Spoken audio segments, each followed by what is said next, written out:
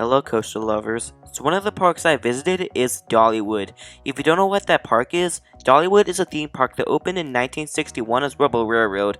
The park actually had a total of 5 name changes, but for sanity's sake, I'm not going to list all of them. You can check them out on RCDB. Anyways, Dollywood has a total of 10 roller coasters, and I had the pleasure of experiencing 8 of them. And one of my favorite coasters there is called Tennessee Tornado. And I haven't done a review in a long time, so I pretty much know where this is leading to. So before we start, if you're new here and have experienced or planning to experience this air looper, make sure to subscribe and click the notification bell so you don't miss out on any video. So let's begin this review with the history of this coaster, and if you don't know much, here's some more information. Tennessee Tornado is an aerodynamics custom looper that opened to guests on April 17th in 1999, and this coaster is a terrain coaster, so the height and drop are going to be drastically different.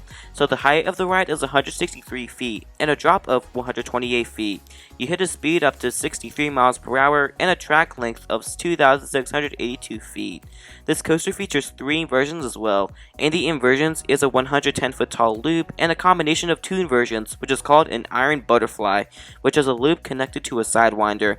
But if you know more about this ride than I do, leave a comment below. So let's talk about the presentation for this coaster. So while you're walking up to the attraction, you can't see much of it because the trees are blocking the coaster.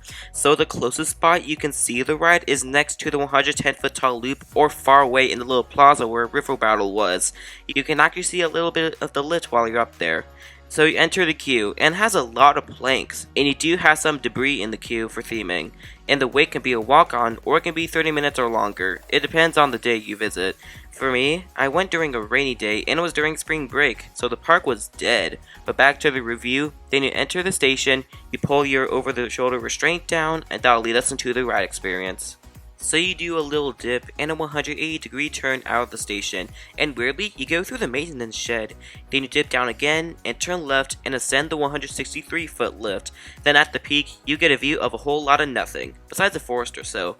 Then you make a 270-degree helix into the indoor drop. That drop is exhilarating. Then comes the ginormous 110-foot tall loop. At the top, you get some amazing hang time. Then you go into a high bank turn. It's not really a wave turn, but it felt like one in my opinion. Then comes the most intense part of the ride, the iron butterfly. The second loop piles on the positive G's, and the element has some snap. Then after that is another bank turn. It's alright, and that's your ride experience. I know, it's short, but now I'm going to discuss my thoughts on the layout. For the layout, it's very short. But there's a reason. It's because Arrow wasn't the richest company out there. It was only a few years before they went bankrupt, so they had to keep the ride short. And here's something cool. Arrow showed 3 different coasters that were massive air loopers, including Tennessee Tornado. Then Dolly Parton chose the coaster we have today because it was the most exhilarating out of all of them, and Dolly made a great choice. But back to the layout. The first drop has a little flow to it, and the first loop is hang time centric. The first high bank turn has little to no force, and the iron butterfly is the exact opposite of that. Then the last bank turn is fine. The theming is good as well, which I discussed earlier by the way. The station has barely any theming, but if I had to rate the layout, I give it a 7 out of 10. And now I'm going to discuss my overall thoughts on the attraction. So I think this ride is outstanding. The ride is short, but it delivers. It's a quality layout over quantity, because you only have 5 elements in the entire ride course. One thing that surprised me is the smoothness. This is easily the smoothest coaster I've experienced by Arrow, so a huge round of applause to the Dollywood maintenance. You guys are killing it. I got to experience this coaster 3 times, but I remember riding it in the front twice and once in the middle rows like 4 or 5. So what will be the final score of Tennessee Tornado? I give it an 8 out of 10. This is a massive success for Dollywood, and I love this coaster. I'll absolutely do this multiple times when I visit this park again. Maybe for Smoky Mountain Christmas, but I don't know at the moment. So I want to hear from you guys. What's your thoughts on Tennessee Tornado?